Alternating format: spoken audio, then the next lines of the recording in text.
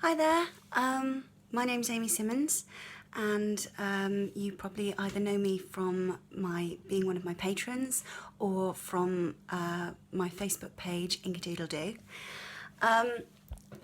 Today I've decided to make just the first of a number of short videos following my journey whilst I make my first dragon puppet. Now, why am I making a dragon puppet? Well, those of you who know me know that I have to use a wheelchair to get around. So that conflicts a little bit with one of my other passions, which is cosplay. It's not actually really that easy to make cosplay costumes that work really well with a wheelchair. So a couple of years ago, I was going to a convention called the Discworld Convention, which is a convention celebrating the life and work of the author Terry Pratchett, creator of the Discworld.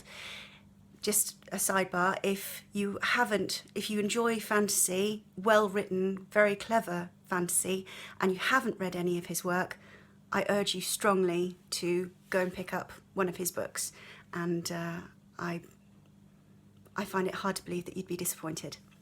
Anyway, back on track. So, I went along to my first Discworld convention, and everyone was dressed up and as their favourite character or the character that they most relate to, and I wasn't wearing anything. I wasn't not wearing anything. I was not wearing a costume, and I did feel, you know, very underdressed and very left out. And I swore to myself that at the next Discworld convention 2 years later, that I would show up dressed up.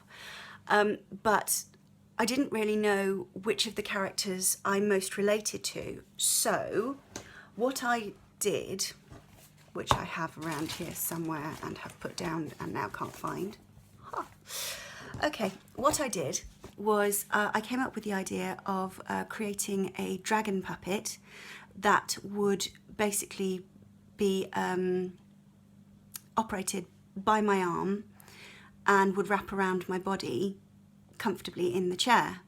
Now, I did take a great deal of inspiration from wood splitter Lee Cross, another person that you really need to take a look at if you like dragons, which I do a lot, and if you like fantasy creatures. She creates the most incredible, beautiful fantasy creatures and dragon puppets. And I've also taken inspiration from Dan Reeder, who is a specialist in papier-mâché, and his forte is creating dragons out of papier-mâché. The reason I've looked at papier-mâché is because my dragon needs to be very lightweight, because I'm not very strong and I get tired very easily. So I need to create something which is very lightweight and that I'm going to be able to wear on my arm for at least half a day. So that brings us to my starting point. I probably should have made a video of this first part, but I didn't get round to it because I didn't actually think I was going to be making videos of this. So my starting point was actually to create the head of my dragon, and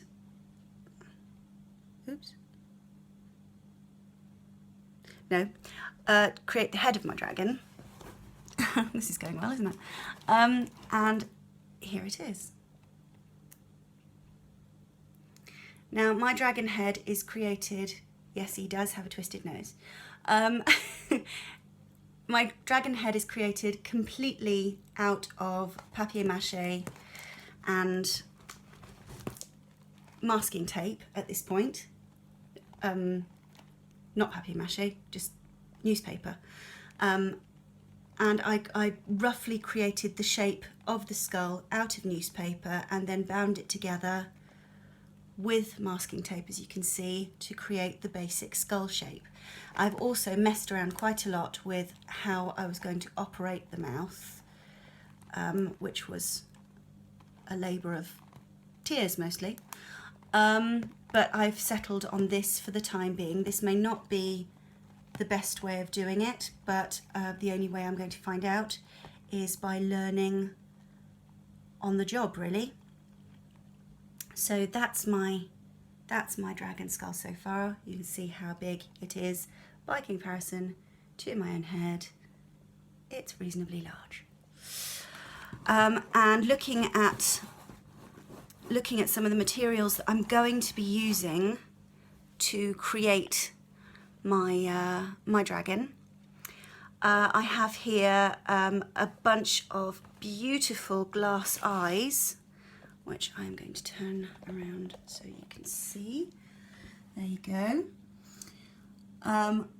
There's various different sizes because I don't know what sort of size my dragon's eyes are going to be. My favourites at the moment are these ones, which are absolutely stunning green.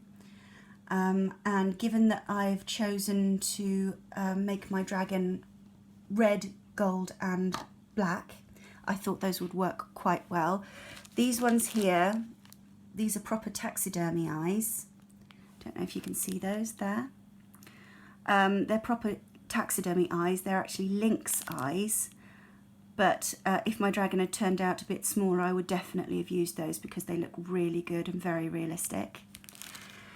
And then when it comes to the outside of my dragon's sort of scales and body and so on, we have these, which are absolutely stunning.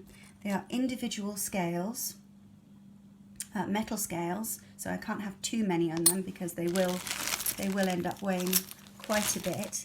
But what I plan on doing is creating a mix of dragon scales, feathers and fake fur, thereby creating sort of the overall illusion of scaliness without the weight. That's the plan.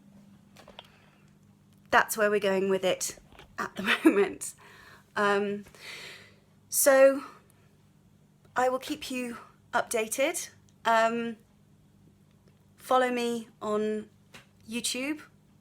If you'd like to support me on Patreon, you can find me under Amy P. Simmonds. And just keep tuning in and seeing whether I've put an update on or not. Thanks very much. Bye.